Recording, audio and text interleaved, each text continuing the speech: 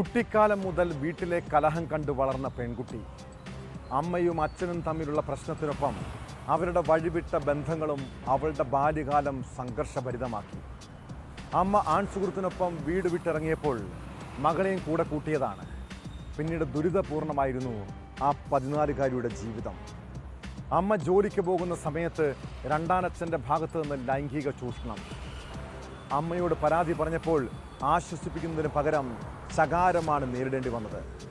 അതിനിടെ രണ്ടാനച്ഛൻ നിർബന്ധിച്ച് അവളെ ലഹരി വിൽപ്പനയ്ക്കും ഉപയോഗിച്ചു.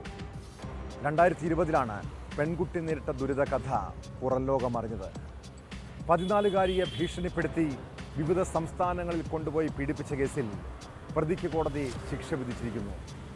മാറനല്ലൂർ സ്വദേശി അനീഷിന് 55 വർഷം കഠിന തടവും 40,000 രൂപ പിഴയുമാണ് ശിക്ഷ.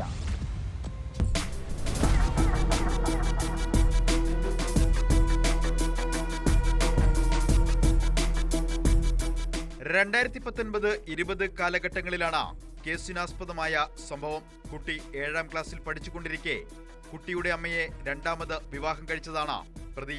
വിവാഹം കഴിഞ്ഞ പ്രതി കുട്ടിയും അമ്മയുമായി നാഗർകോവിലിൽ വാടകയ്ക്ക് താമസിക്കുകയായിരുന്നു.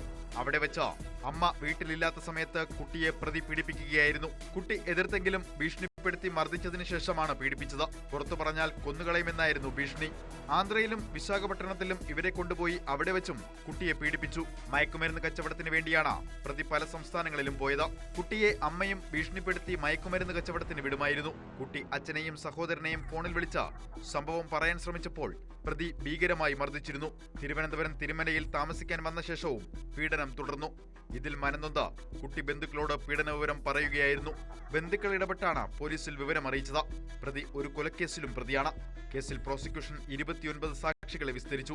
15 രേഖകളും 2 തൊണ്ടിമുതലുകളും ഹാജരാക്കി.